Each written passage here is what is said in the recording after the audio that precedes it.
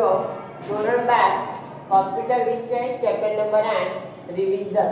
હવે chapter number 8 જે સૌથી અગત્યનું છે, જેમાં જાવાના મુખ્ય પ્રોગ્રામ એટલે કે જાવા શું છે, જાવામાં કેવી રીતે પ્રોગ્રામિંગ કરાય, એના સ્ટ્રક્ચર વિશેની બધી માહિતી છે. બરાબર? તો ચેપ્ટર નંબર 8 છે જાવામાં ક્લાસ અને ઓબ્જેક્ટ. જાવામાં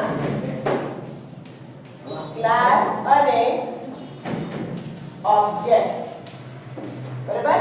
જે અહીંયાથી આપણે OOP એટલે ઓબ્જેક્ટ ઓરિએન્ટેડ પ્રોગ્રામિંગ, આ ફૂલ ફોર્મ ખાસ યાદ રાખવાનું છે.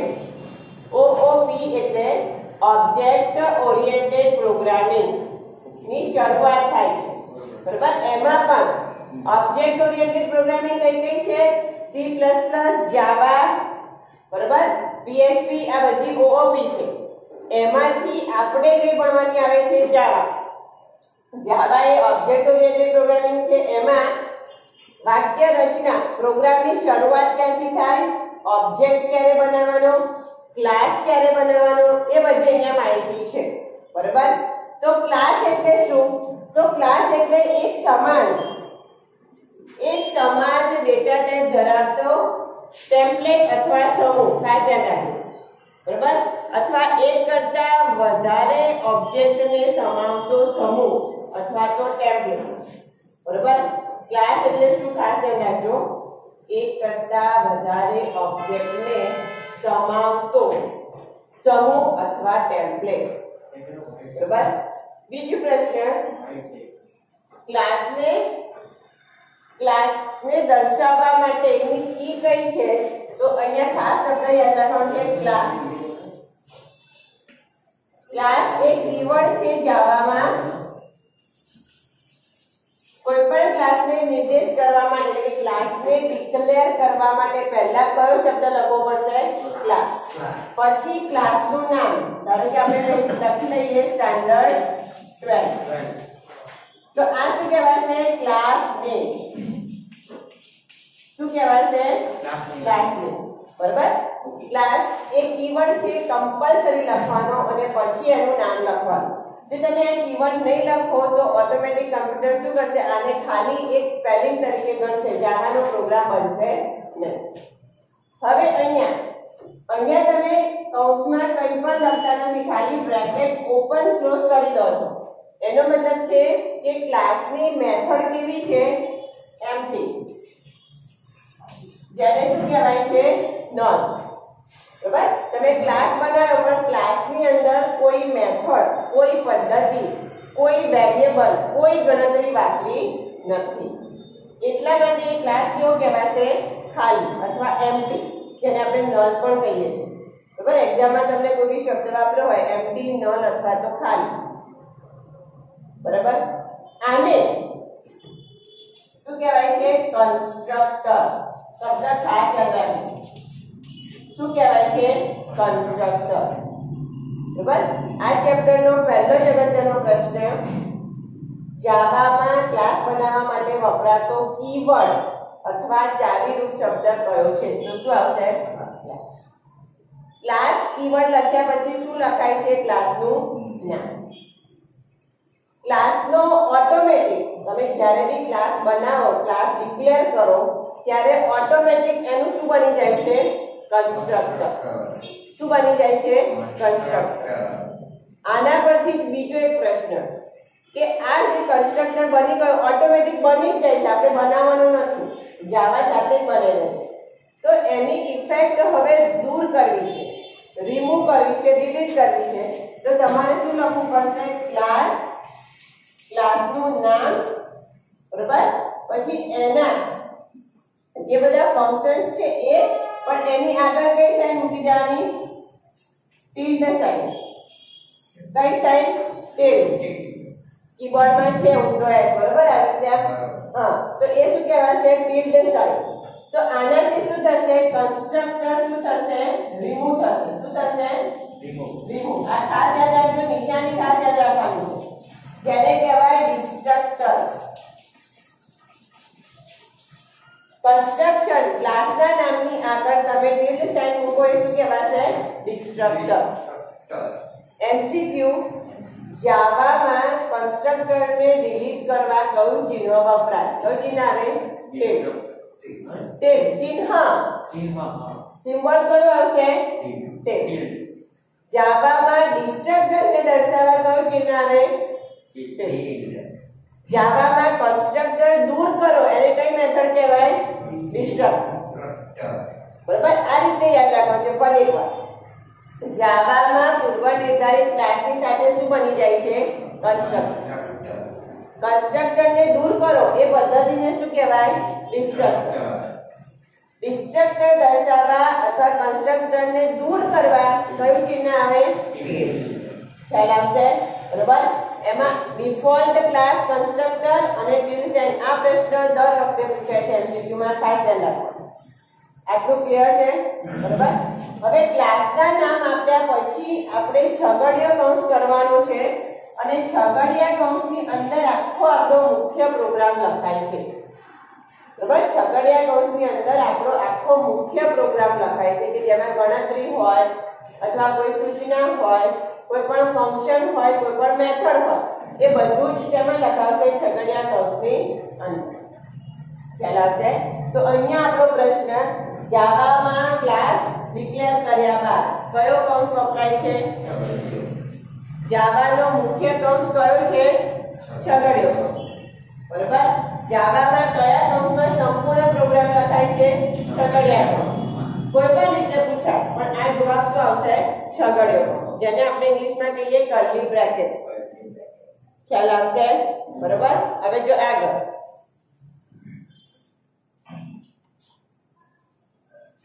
હવે આપણે જાવામાં જે ક્લાસની વાત કરી છે એની વાક્ય રચના ખ્યાલ આવ્યો? ક્લાસ કીવર્ડ, ક્લાસનું નામ અને છગડીયા કૌંસમાં વેરિયેબલ અને બધા ડિક્લેરેશન.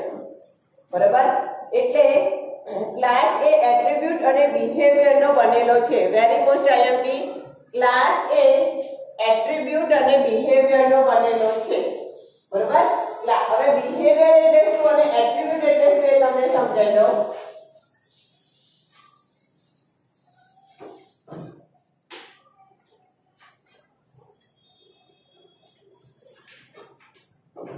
તો અહીંયા આપણે ફરી એને ઉદાહરણ લખીએ. Class standard 12. બરાબર. એમાં variable integer, student, roll number. જો અહીંયા ખાસ ધ્યાન, આપણા ક્લાસનું નામ શું છે? સ્ટાન્ડર્ડ 12. એમાં મેં કયો વેરિયેબલ લીધો? Student, roll number. બરાબર. કયો વેરિયેબલ લીધો? Student, roll number. બરાબર. હવે આ વેરિયેબલ પર તમે કઈ ગણતરી કરશો? બરાબર. આ એને શું કહેવાય? એની મેથડ. શું કહેવાય? એની મેથડ. અને આ વેરિયેબલને તમે કેવી રીતે ડિક્લેર કર્યો છે? બરાબર. એ શું કહેવાય? એનું બિહેવિયર. એટલે ક્લાસ શેનો બનેલો છે? મેથડ અને બિહેવિયરનો. ખાસ યાદ રાખજો. ક્લાસ કઈ બે વસ્તુનો બનેલો છે? મેથડ અને બિહેવિયર. બરાબર.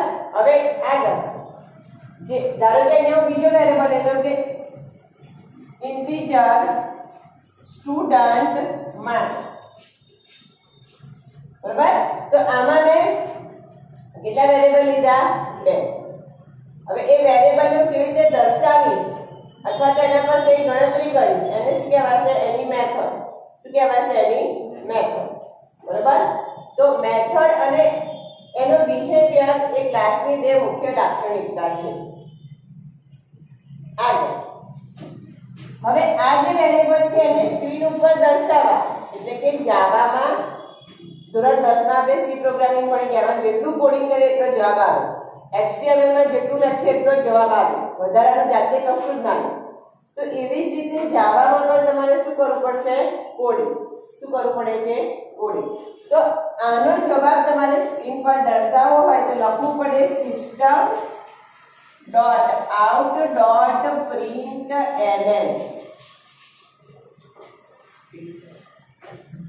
આખી લાઈન સમજો.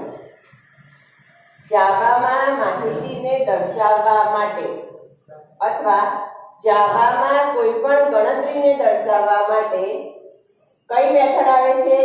System dot out dot print LN. Print LN મતલબ નવી લાઈનમાં પ્રિન્ટ થશે જવાબ. એલએન એટલે ન્યુ લાઈન. બરાબર? System dot out dot print LN જાવામાં કોઈ પણ સંદેશો છાપવા, કોઈ પણ વેરિયેબલની કિંમત છાપવા, કોઈ પણ ગણતરીનો જવાબ મેળવવા કઈ મેથડ આવશે? System dot out dot print LN. બરાબર છે? હવે આમાં અહીંયા હું રોલ નંબર આપી દઉં છું 1. તો રોલ નંબર વેરિયેબલની કિંમત મારી કેટલી થઈ? 1. રોલ નંબર વેરિયેબલની કિંમત કેટલી થઈ? 1. તો સ્ક્રીન ઉપર મારે દર્શાવવું છે કે યોર રોલ નંબર ઇઝ. બરાબર? તો અહીંયા મારે લખવું પડશે યોર રોલ નંબર ઇઝ. હવે અહીંયા ખાસ ધ્યાન રાખવાની જે વાત છે એ કે વેરિયેબલના નામની આગળ જાવામાં હંમેશા કઈ સાઇન આવે છે? Plus sign. આ વાક્ય ખાસ સમજો. આમાંથી બે એમસીક્યુ આવશે તમારે. પહેલો એમસીક્યુ પર એકવાર કઈ મેથડથી માહિતી પ્રિન્ટ થાય છે? System dot out dot print. બરાબર? આગળ માહિતી છાપવા માટે કયો કૌંસ વપરાય? માહિતી છાપવા માટે કૌંસ કયો આવશે? નાનો કૌંસ, જેને આપણે રાઉન્ડ બ્રેકેટ પણ કહીએ છીએ. બરાબર? આગળ માહિતી શેમાં લખાય છે? બેવડા અવતરણ ચિહ્નમાં. શેમાં લખાય છે? બેવડા. વેરિયેબલના નામની આગળ હંમેશા જાવામાં કઈ સાઇન આવશે? પ્લસ. જો તમે આ નિશાની નહીં કરો ને તો શું થશે ખબર છે? તમે જે પણ કિંમતો લખી હશે દર્શાવશે નહીં. ખાલી સ્ક્રીન ઉપર તમને આટલું જ બતાવશે યોર રોલ નંબર ઇઝ. બસ આટલું. પણ તમે જે કિંમત આપી છે 1, 10, 50 કોઈ પણ એ દર્શાવશે નહીં. ખ્યાલ આવશે? હંમેશા જાવામાં વેરિયેબલના નામની આગળ કઈ નિશાની આવશે? પ્લસ. જો આ નિશાની નહીં આપો તો જાવા એની કિંમત, એનો જે પણ જવાબ આવતો હશે એ બતાવશે નહીં. ખ્યાલ આવશે? તો આ બેઝિક આપણે જાવા અને એના ક્લાસની વાત કરી. ખ્યાલ આવે છે દરેકને આટલું? આગળ હવે આપણે બીજું એક વાક્ય લખવું છે. તો again system dot out dot print L N double inverted કોમામાં લખીએ નેમ. સ્ટુડન્ટ માર્ક્સ લખીએ તો લખી નાખીએ યોર માર્ક્સ ઇઝ. બરાબર? પ્લસ શું લખવું પડશે મારે? Student marks. હવે આ લખવાથી શું થશે? ધારો કે અહીંયા સ્ટુડન્ટના માર્ક્સ આપી દઉં છું 95. તો આટલું ખાલી લખીશ યોર નેમ ઇઝ, તો એવું એઝ ઇટ ઇઝ પ્રિન્ટ થશે. પણ 95 ક્યારે આવશે? જ્યારે મેં પ્લસ સ્ટુડન્ટ માર્ક્સ લખ્યું હશે ત્યારે. ખ્યાલ આવે છે? બરાબર? ખ્યાલ આવશે આટલું? હવે આ બધી જ વાત થઈ ક્લાસ વિશે. તેના વિશે થઈ ક્લાસ. હવે આ ક્લાસ ઉપરથી ઓબ્જેક્ટ બનાવવાનું છે. હવે ઓબ્જેક્ટ એટલે શું એ તમને સમજાય. બરાબર? તો ક્લાસ આખો ધારો કે સ્ટાન્ડર્ડ 12, તો એ મારો આખો એક ક્લાસ કહેવાશે. બરાબર? હવે મારે કોઈ કામ હોય તો હું સ્ટાન્ડર્ડ 12 બોલું એટલે બધા વિદ્યાર્થીઓ આવી જાય. પણ હવે એમાં અમુક વિદ્યાર્થીઓ 1 થી 10 રોલ નંબર વાળા અલગ કરવા છે, 11 થી 20 રોલ નંબર અલગ કરવા છે. તો મારે એટલા બધા વેરિયેબલ લેવા પડે અને એટલી બધી વખત માહિતી લખવી પડે. બરાબર? પણ હવે હું શું કરું છું કે જે આને અલગ અલગ કામ કર્યું ને એ અલગ અલગ કામને હું એક ગ્રુપ બનાવી દઉં છું. મેં અહીંયા 2 વેરિયેબલ લીધા છે, 2 વાક્યો લખ્યા છે. ખ્યાલ આવે છે? કેટલા વેરિયેબલ લીધા છે? 2 વાક્યો કેટલા લખ્યા છે? 2. હવે આ બંને વેરિયેબલને હું એક જ નામ આપીને સેવ કરું તો મારું કામ ઈઝી થઈ જાય. મારે ખાલી એક જ વસ્તુ બોલવાની છે. બરાબર? તો એવી જ રીતે જે અલગ અલગ મેથડ છે, અલગ અલગ વેરિયેબલ છે, એ બધાને હું એક ટૂંકા નામથી બોલાવું. એને શું કહેવાશે? ઓબ્જેક્ટ. શું કહેવાશે? ઓબ્જેક્ટ. ઉદાહરણ તરીકે જો અહીંયા મેં લખ્યું છે ક્લાસ 12, એનું નામ આપી દઉં S12. તો હવે આ ક્લાસ 12 માં જે પણ કંઈ મેં કામ કર્યું છે એ બધું હવે કયા નામથી ઓળખાશે? S12. એ મારો શું કહેવાશે? ઓબ્જેક્ટ. શું કહેવાશે? ઓબ્જેક્ટ. તો જાવામાં બિહેવિયર અને મેથડનો ઉપયોગ કરીને જે ક્લાસ બનાવ્યો છે એ ક્લાસનું ટૂંકું નામ શું કહેવાશે? ઓબ્જેક્ટ. તમે તમારી રીતે કોઈ પણ નામ આપી શકો. બરાબર, આપણે બી WhatsAppમાં ગ્રુપ બનાવીએ છીએ તો વ્યક્તિ વાઇઝ બધા નામ લખીએ છીએ. વ્યક્તિ વાઇઝ ના, ગ્રુપમાં શું હોય? ગ્રુપનું એક કોમન નામ જ હોય. બરાબર, પછી ગ્રુપમાં મેસેજ મૂકીએ તો બધાને મળી જાય. તો એ ગ્રુપ આપણી ભાષામાં જાવામાં શું કહેવાશે? ઓબ્જેક્ટ. શું કહેવાશે? ઓબ્જેક્ટ. પછી એમાં તમારે ઇન્ડિવિડ્યુઅલ મેસેજ આપવો હોય તો આપી શકાશે. બરાબર, એ ક્લાસની મેથડ કહેવાય. પણ આખાને કોમન કઈ વસ્તુ આપી છે, મેસેજ આપવો છે, તે શું કહેવાશે? ઓબ્જેક્ટ. ક્લિયર છે આટલું? બરાબર, તો ઓબ્જેક્ટ એટલે શું? તો જાવામાં આપેલ તમામ મેથડ અને બિહેવિયરનું ગ્રુપ શું કહેવાશે? ઓબ્જેક્ટ. શું કહેવાશે? ઓબ્જેક્ટ. હવે જો તમારે અહીંયા શું લખવાનું? s12.student roll number. બસ આટલું જ લખવાનું. આટલું લખશો એટલે સ્ટુડન્ટ રોલ નંબરમાં જે પણ કિંમત આપે છે ને ઓટોમેટિક આવી જશે. આ બધું લખવાની જરૂર નથી. ચાલ આવે છે. એટલે શું લખ્યું? s12 એટલે મારો ઓબ્જેક્ટ કયો હતો? s12. કયા ક્લાસનો? સ્ટાન્ડર્ડ 12. તો અહીંયા લખ્યું એનો કયો વેરીએબલ? Student roll number. તો એમાં આપેલી બધી કિંમત ડાયરેક્ટ આવી જશે. મારે આવું કશું લખવાની જરૂર નથી. ખ્યાલ આવશે? બરાબર. હવે માર્ક્સ લેવા હોય તો s12.student માર્ક્સ. બસ આટલું જ લખવાનું છે. બીજી કોઈ જ માહિતી આપવાની જરૂર નથી. ખ્યાલ આવશે આટલું? તો જાવામાં ઓબ્જેક્ટ એટલે શું અને ક્લાસ એટલે શું એ ખાસ ક્લિયર કરવાનું છે. ચેપ્ટર નંબર 8 માં છે આ વસ્તુ.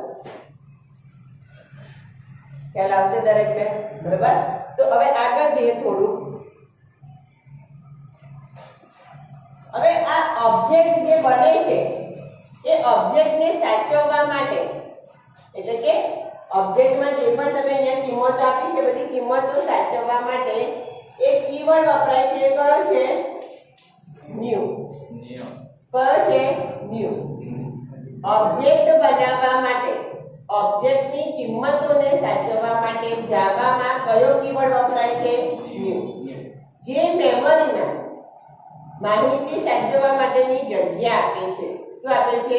જગ્યા. બરાબર. ન્યુ કીવર્ડ શું કરે છે? ઓબ્જેક્ટને સાચવવા માટેની અથવા મેમરીમાં કિંમતો સાચવવાની જગ્યા આપે છે. ખ્યાલ આવશે આટલું? ખાસ ધ્યાન રાખજો. એટલા માટે આ શું કહેવાય છે? રેફરન્સ. શું કહેવાય છે? રેફરન્સ. ન્યુ ને શું કહેવાય છે? રેફરન્સ. શું રેફરન્સ આપે છે? કે જગ્યા આપવા. બરાબર, મેમરીમાં જગ્યા આપવા. બરાબર. અહીંયા બીજો એક શબ્દ ખાસ યાદ રાખજો કે ઘણી વખત શું થાય છે? તમે ક્લાસનો ઓબ્જેક્ટ બનાવી દીધો, બરાબર, એને ડિલીટ કરો, ફરી બનાવો, તો વારંવાર તમે જે આ પ્રક્રિયા કરો છો એનાથી મેમરીમાં ગાર્બેજ કલેક્શન બને છે. શું બને છે? જેને કહેવાય હીપ. આ શબ્દ ખાસ યાદ રાખજો. હીપ. હવે હીપ એટલે શું તમે સમજાવો? હીપ. હવે ઉદાહરણ આપજો. ધારો કે આપણે ગ્રુપ WhatsApp નું બનાવી દીધું, પછી ડિલીટ કર્યું, ફરી પાછું બનાવ્યું, ફરી ડિલીટ કર્યું.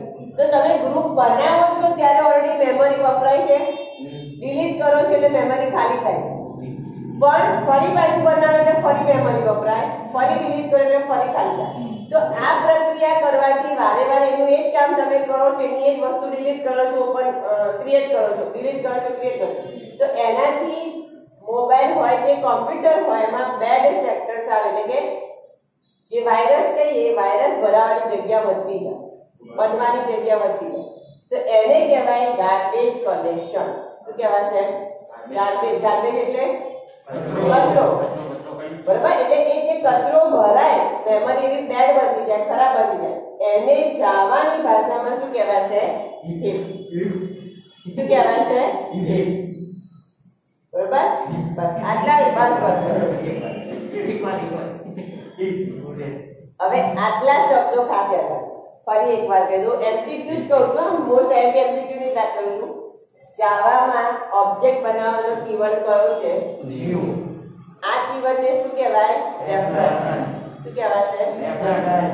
જાવામાં મેમરીને ગાર્બેજ કલેક્શન બને છે એને શું કહેવાશે? આટલું યાદ રાખવાનું. આટલું ક્લિયર છે? બરાબર. આગળ જઈએ.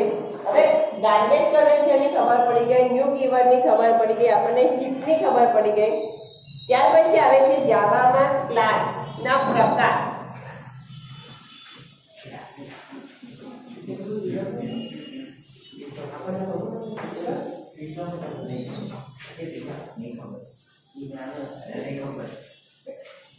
તો તમને એનું એક ઉદાહરણ આપું જે તમે વાપરો જ છો. તમે ક્યારે વોટ્સએપમાં વોઇસ મેસેજ કરો છો?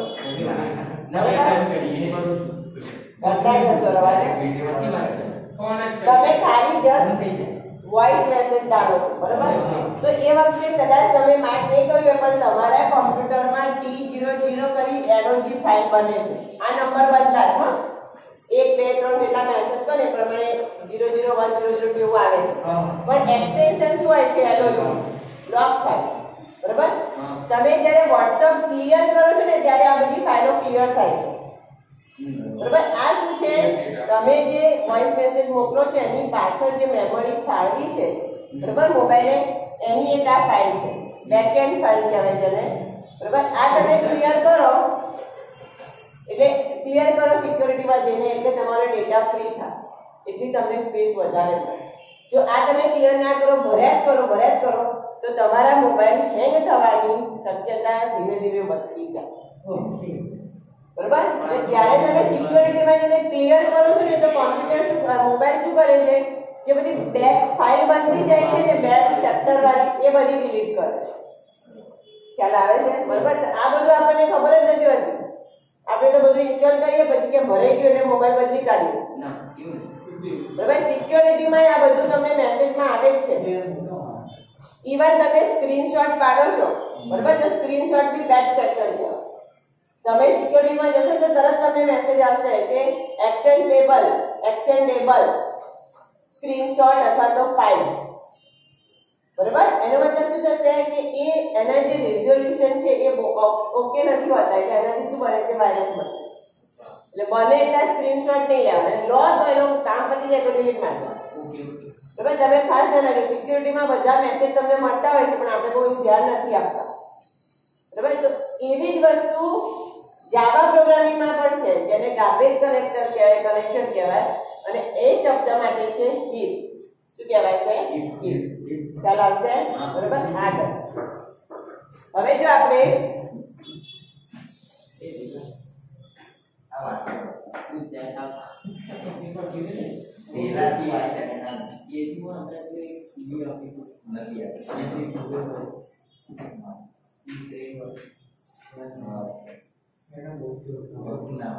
જો હવે જાવામાં આવે છે ક્લાસ.